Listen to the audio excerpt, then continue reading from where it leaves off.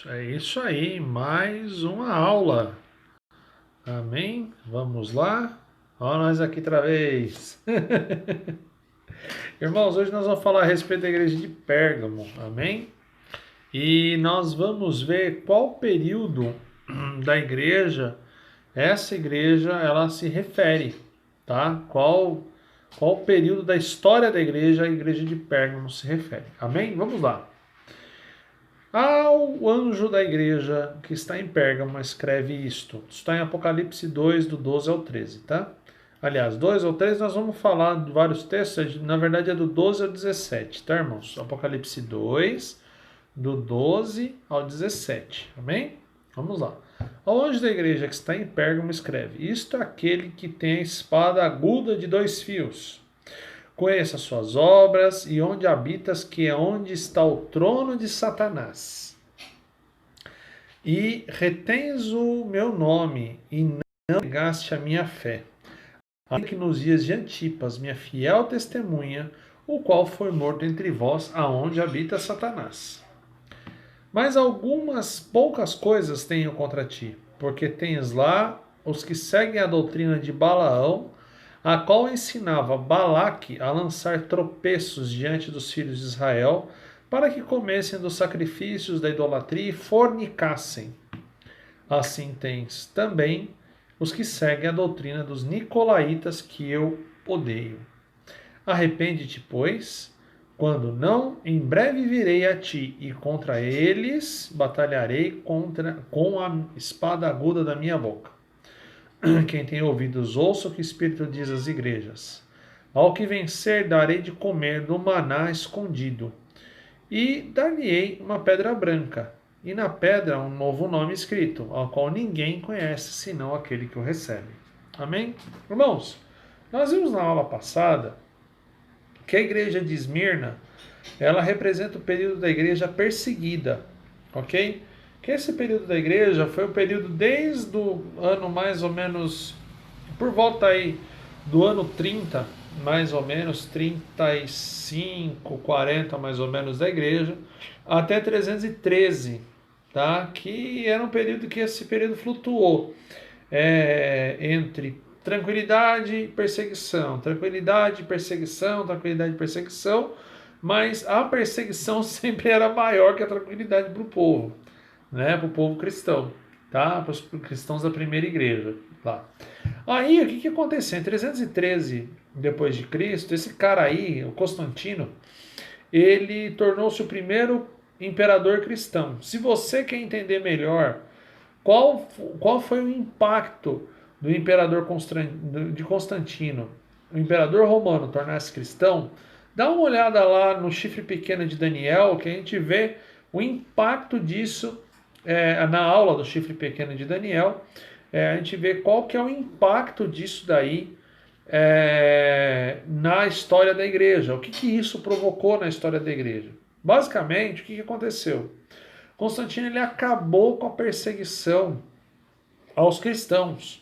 Acabou, praticamente não teve mais. Ele decretou que não ia ter mais perseguição, que os cristãos iam ser respeitados.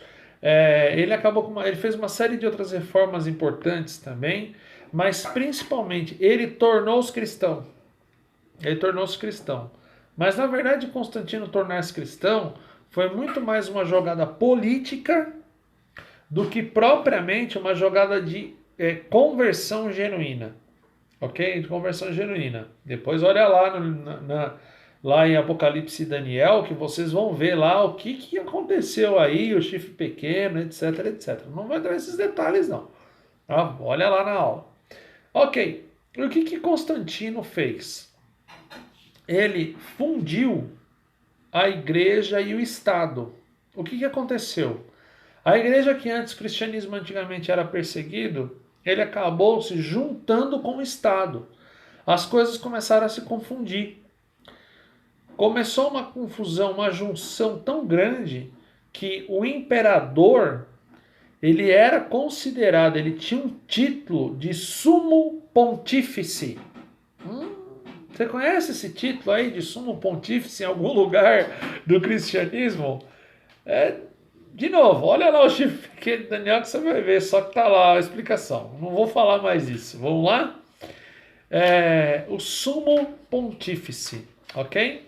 Que foi o que? A junção do Estado e da igreja numa coisa só. E aí Constantino começou a ter alguns problemas. Quais foram os problemas que ele teve? Vamos ver? Olha só, a gente tinha aí nos nossos estudos, principalmente na carta da igreja de Esmirna lá, a gente viu algumas divindades romanas. Havia uma série de divindades romanas, várias divindades. E aí entra o cristianismo como uma religião oficial do império. O que a gente vai fazer com esse monte de deuses? Que os cristãos não adoravam esses deuses. O que a gente vai fazer com essa amontoada de divindades? A gente tem Marte, a gente tem Vênus, nós temos Diana, nós temos Júpiter e N outros deuses. O que nós vamos fazer? O que Constantino fez? Ele junta e cria um sincretismo religioso, que é o quê? Nós vamos ver um pouquinho mais para frente, que é associar um Deus romano com uma divindade cristã. E aí começam a aparecer os santos da Igreja Católica. Mas o que é mais interessante desse texto não é isso. O que é mais interessante desse texto é o seguinte: a forma como os romanos adoravam os seus deuses. Gente, olha só. Próxima imagem aí, ó, nós temos um bacanal. O que é um bacanal? Bacanal era a festa de Baco, que era regada a muito vinho. Eles bebiam vinho até desmaiar. E o que acontecia aí nesse processo? Tinha muita fornicação. Na verdade, o bacanal ele virava tipo uma sessão de swing hoje em dia, se fosse para trazer para a nossa realidade.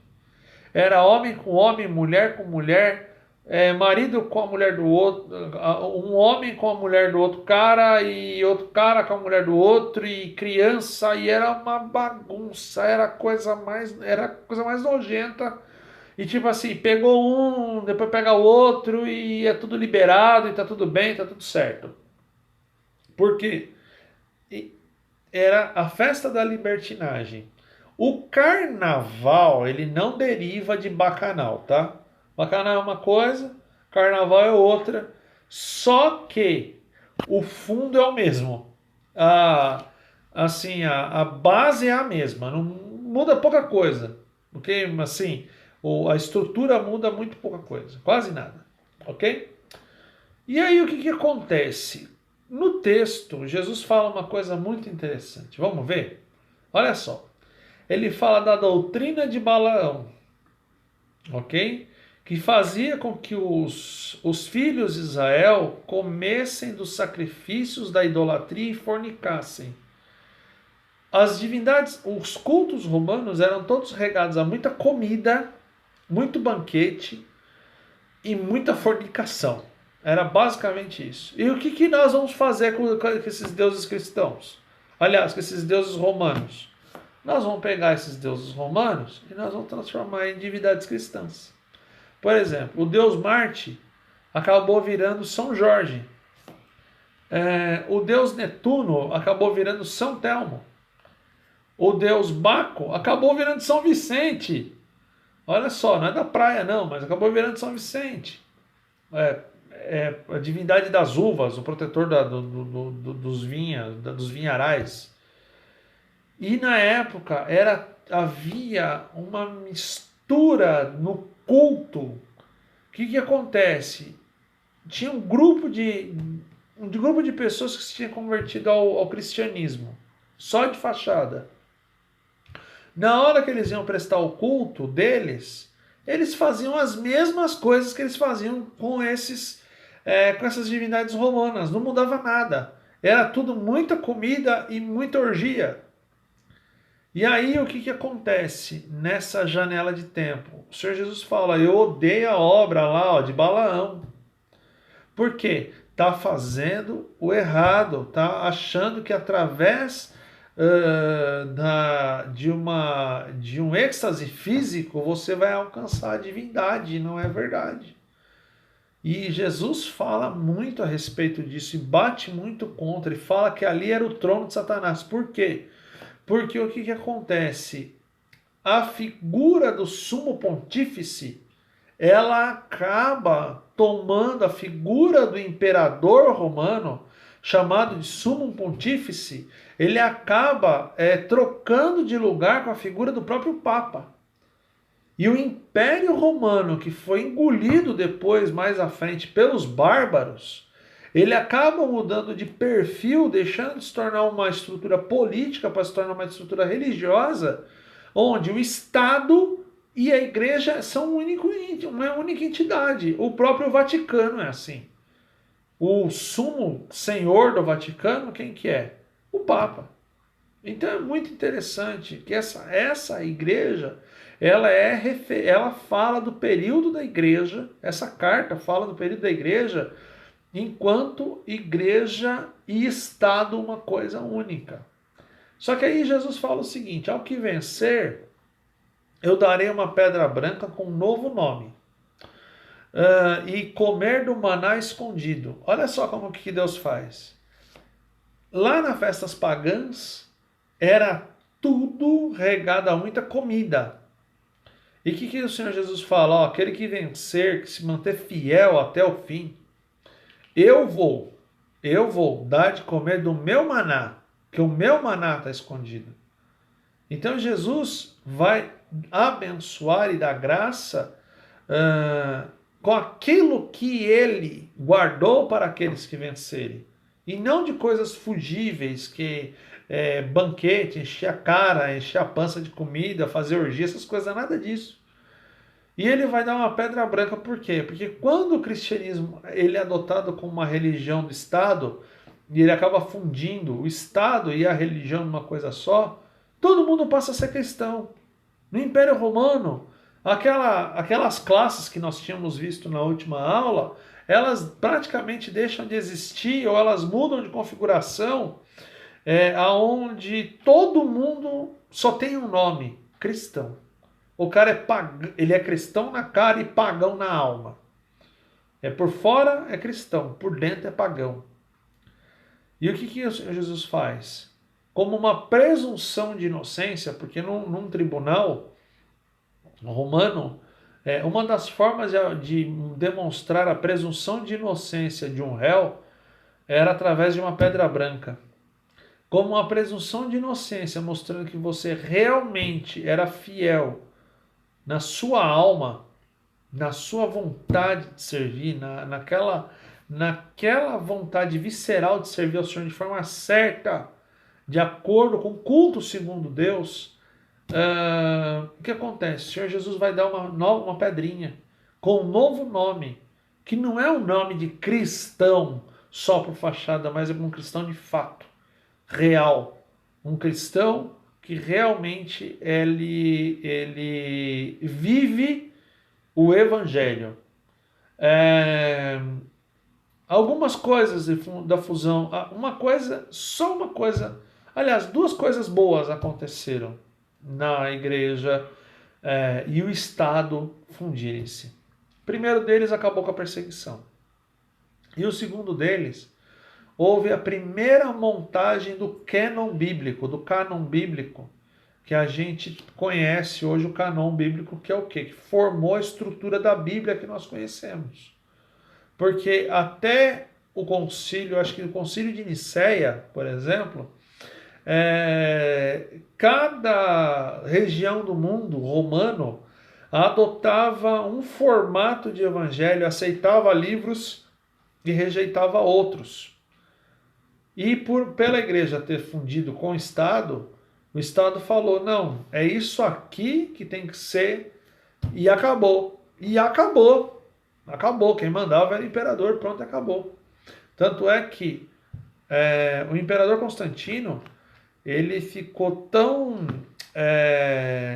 focado em substituir os templos romanos por templos cristãos, que ele começou a construir uma série de igrejas pelo mundo romano inteiro.